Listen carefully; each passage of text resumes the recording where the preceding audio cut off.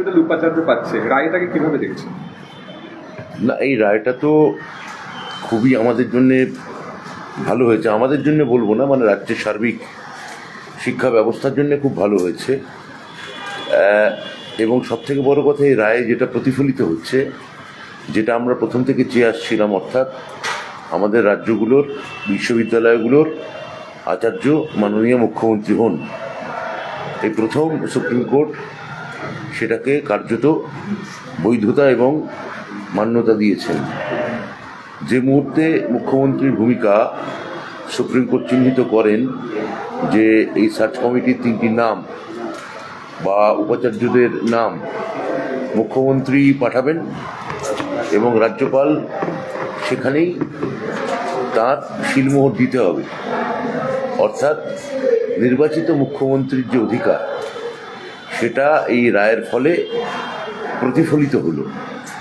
এবং আমরা যেটা চেয়ে আসছিলাম, অর্থাৎ 10 কোটি বাঙালির যে আশা আকাঙ্ক্ষা, কোনো নমিনেটেড লোক নয়, এবং যে সম্পূর্ণভাবে এক ধরনের কিম্ভূত কিমাকার এক ধরনের কার্যকলাপ চালাচ্ছে আমাদের রাজ্যে।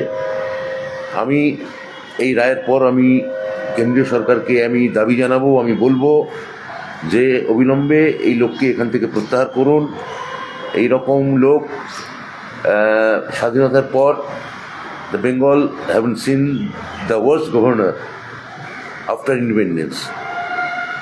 এই ধরনের মানুষ আগে আসেনি। ইনি কোনো দলেরই লোক নন, ইনি নিজের লোক, এবং উনি যা যা করতে পারেন, যা যা করেছেন, সেগুলো গোটা রাজ্য দেখেছে।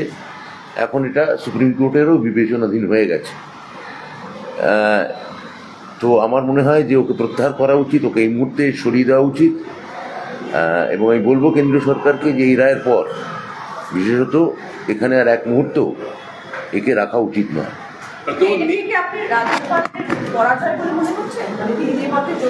আমি আমার মতামত জানিয়েছি। নিট পরীক্ষাকে কেন্দ্র করে যে প্রশ্নভাসের অভিযোগ উঠছিল, আজকে সুপ্রিম কোর্ট তাদের পর্যবেক্ষণে বলেছে প্রশ্নভাস হয়েছে, এটা কার্যত নিশ্চিত। তারা এর ব্যাপ্তি কতটা দেখা, যদি বৃহৎ আকারে হয় তাহলে নতুন করে পরীক্ষা নেওয়া, কি বলবেন? তাহলে সুপ্রিম কোর্ট এইটাকে জানিয়ে দিল যে প্রশ্ন ফাঁস হয়েছে এবং এর সঙ্গে একটা দুর্নীতি জড়িয়ে আছে। আর এর ব্যাপ্তি যদি আরও বড় হয় তাহলে এই পরীক্ষা নতুন করে নেওয়ার কথাও বলেছে। এখন তার মানে আমরা যেটা বরাবর বলে আসছিলাম যে কেন্দ্রীয় সরকার যে যুক্তরাজ্যীয় কাঠামোর কোনো কিছুই তোয়াক্কা করছেন না, কোনো কিছুই যে মানছেন না, আজকে সুপ্রিম কোর্ট সেটাতেও জানালেন। এবং আমার ধারণা খুব দ্রুত সুপ্রিম কোর্টকে বা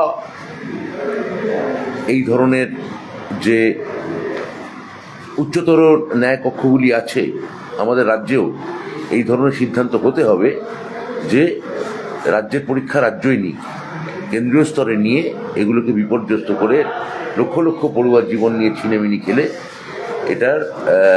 এটা বেশি দিন চলতে পারে না। Thank you.